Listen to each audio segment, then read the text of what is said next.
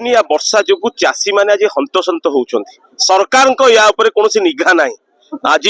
विरोधी दल नेता आमर प्रिय नेता नवीन पट्टनायक आज आसी पुरी जिलार सत्यवादी निर्वाचन मंडल लोक मान सहित भेटी दुख दुर्दशा देखी तेणु मु कही रखा आपन को चाहे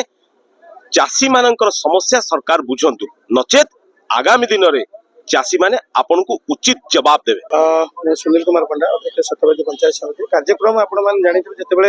सत्यवादी अंचल लोक मैंने खबर पाइले जे आज आमर प्रिय पूर्वतन मुख्यमंत्री श्रीजुक्त नवीन पट्टनायक सत्यवादी अंचल ग्रस्त कर चाषी मान क्षयक्षति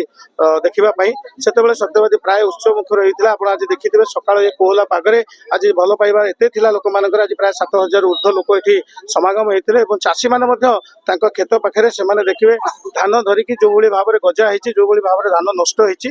देखा विकल होते माननीय मुख्य पूर्वतन मुख्यमंत्री नवीन पट्टनायक को जड़े भल पाई जड़े महिला जे वृद्ध माँ जड़े 105 वर्ष माँ सी उड़ी आसी प्रिय मुख्य पूर्वतन मुख्यमंत्री को देखा तेणु यही हूँ जनसाधारण भल पाइबा यही हूँ 24 वर्षर जो सेवा करते से सेवार प्रतीक आज देखा आज लोक मैंने भाव में आसिक समस्ते गदा हो पार्टी तेणु आम प्रभु जगन्नाथ पाखे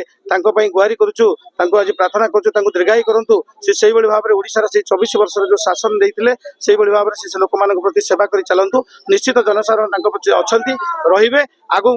ये गोटे अपारग सरकार जहाँ को आज समग्र जनसाधारण ओडिशार जनसाधारण आज प्रत्याख्यान कर दर वृद्धि हो आप चाष मान क्षयक्षति हो सबु बेले से आज निराश होती सुभद्रा योजना दवा ना आज ठकी लोक बिजुली दवा ना आज प्रतारणा कर 300 यूनिट बिजुली फ्री दवा ना प्रतारणा करेणु निश्चित भाव लोक आगू को जवाब देवे नवीन पट्टनायक प्रति भल पाइबा आपण मैंने खूब देखी आज ये समागम।